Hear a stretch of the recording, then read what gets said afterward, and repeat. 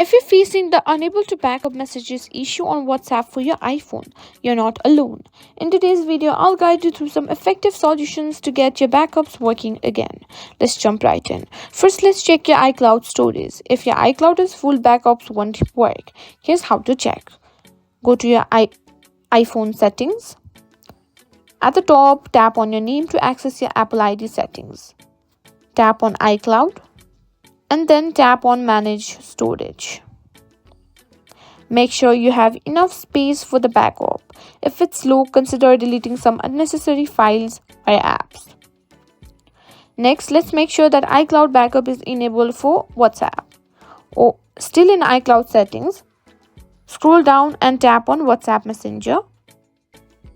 Ensure that iCloud backup is toggled on. If not, turn it on. A stable internet connection is crucial for backups. Simply swipe down from the control center and check you're connected to a reliable Wi-Fi network. If not, connect to a different network and try the backup again.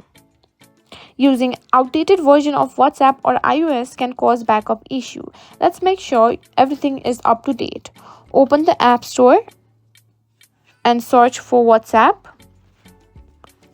If there is an update available, tap on it. Likewise, go to Settings, tap on General, and go to Software Update.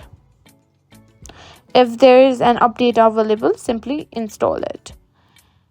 And that's it. You've learned how to fix the unable to backup messages problem on WhatsApp for iPhone. I hope these solutions help to get your backups working again.